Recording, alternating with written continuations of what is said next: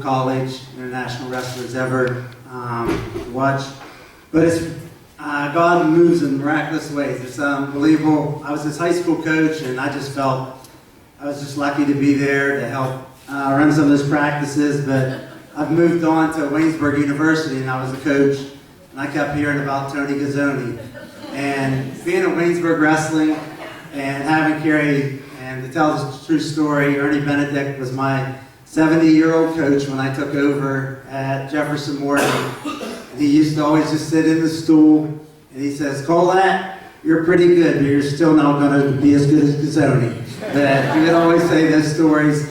And Cary, we never knew. We just never knew who Tony Gazzoni was. And it's a pleasure this weekend to meet him and for Cary and him to get together, share some of the great stories that we've heard before. But on Cary's end, Cary came, and somebody asked me last night, did you ever think that Cary would be in the Hall of Fame? And I did from the very start. When he was a young guy, he turned people's heads early.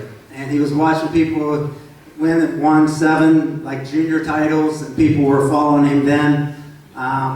Just a small little town, Rice's Landing. We have 60 kids in a class, and just turned our whole community around. We packed the gym back in the 80s. You never heard of it before, probably, that we had to have TV set up in the gym so people could come to the matches and watch some of the matches at that time, just because they couldn't all get in to see him wrestle at that time. But he became everyone's idol at Jefferson Morgan and at the local communities. They all followed him everywhere he went. Today, it's pretty amazing. I think he's one of the idols. Boy that wrestled with him, Brandon Teasdale, his son, is now at Jefferson Morgan High School, and he's going to try to tie Cary's record. He hasn't lost in high school yet, and he's trying to make a 4-timer next year, and he's undefeated. So to come out of a little town of 200 people, to have 2 guys with undefeated records is pretty amazing. But it's all attributed to him setting the standard very high at that early age. I think he did an outstanding job. To me, as a coach, it's something like, how did you coach Cary Kolat? Cary would work with the worst kid in our room or the best kid in the room. He'd come in, he says, "I'll work with him." And it didn't matter. I mean, that's what really meant a lot to me as a coach. Some guys think, hey, I'm above them. I can't do that. But Cary would work with the worst kid in that room and practice it because he knew he was going to get 3 more workouts somewhere else.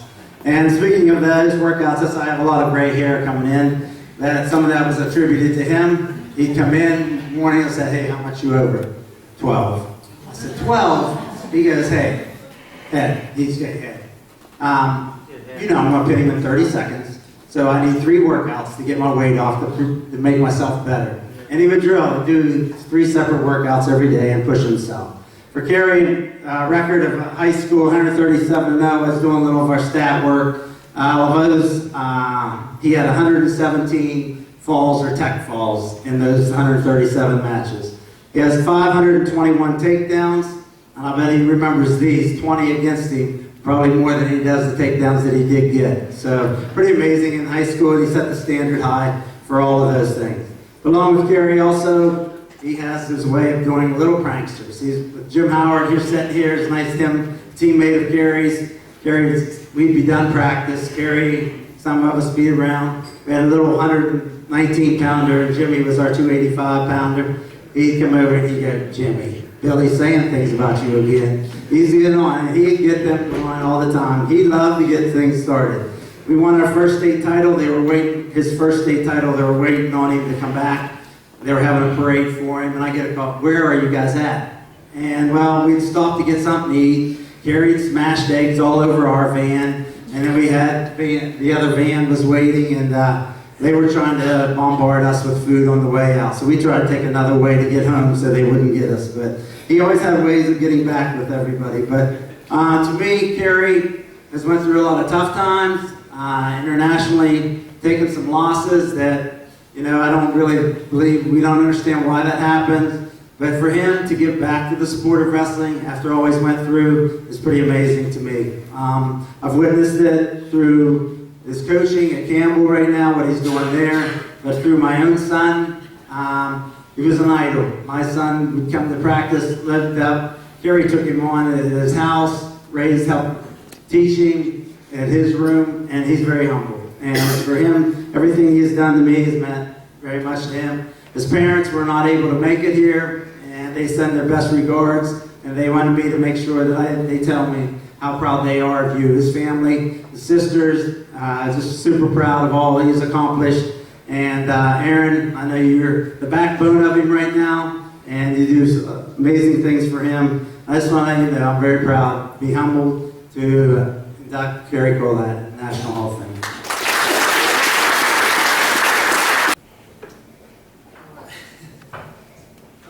I'm going to tell a few stories about Cary. You guys know all about, all his undefeated things and all that, but a little bit more personal stuff here. So Cary and I both started our wrestling careers in 1978.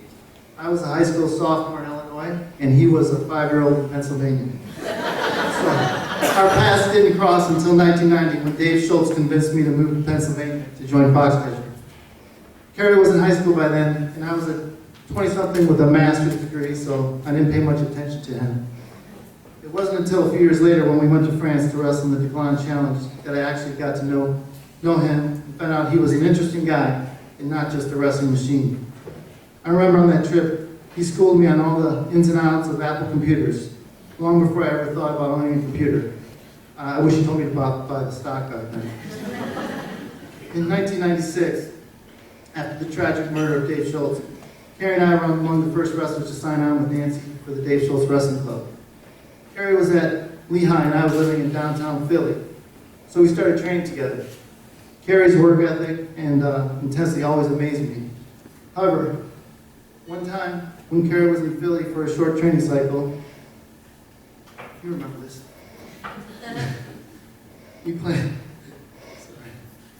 planned a morning workout, and he asked me to wake him up at 9 a.m. When I woke him up, he got so mad he packed his things and left. After that, his wife Erin warned me, never try to wake up Cary in the morning. I felt like I'd been set up. But seriously, living through the tragedy and traveling around the world while representing the Dave Schultz Club helped us build a strong bond. In 1998, I moved back to New York City, and on September 11, 2001, I was at home about 2 miles north of Ground Zero when the World Trade Center was attacked. Cary then at Mock Haven called to see if I was okay and invited me to come stay with them. Even though I was devastated by the loss of life and destruction so close to home, I told him that everything in my neighborhood was okay. I was preparing to go to London for a video shoot. The next day, I woke to find more flights canceled. On top of that, the wind had shifted, so the smoke and ashes from Ground Zero were blowing my way. So I got in the car and drove to Lock Haven. Cary and I went for a few runs, but mostly just hung out and watched the news. It all felt surreal, and I think I was in shock. Cary reached out to me at a critical time and helped me to recover a feeling of safety and security, much better than I would have had I tried to stick it out in New York on my own. Tough times are a true test of great friendship.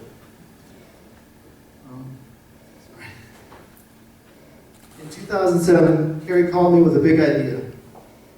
He wanted to shoot a library of 1,000 wrestling videos and put them online. After some planning, we started shooting the videos at his club in Maryland. Cary's clear, concise presentation of his techniques and his flawless execution allowed us to shoot about 30 to 40 videos a day. We rarely needed a second take, unless I forgot to hit record.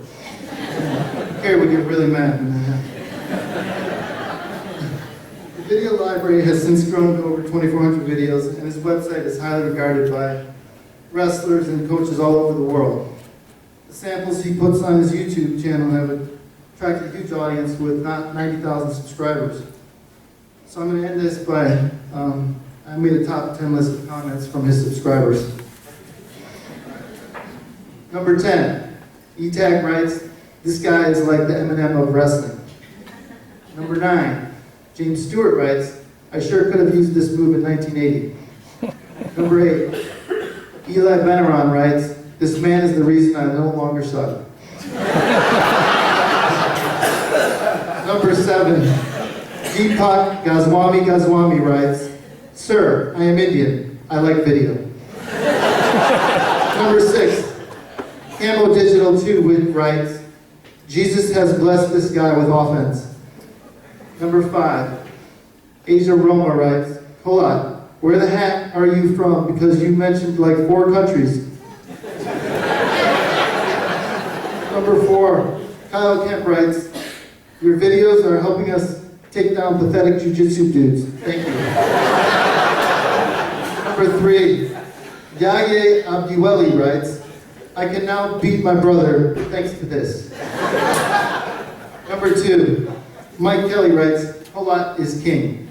And number 1, JPG Studio writes, beneath the gruff exterior is a gruff interior. And at the center of that is a heart of gold.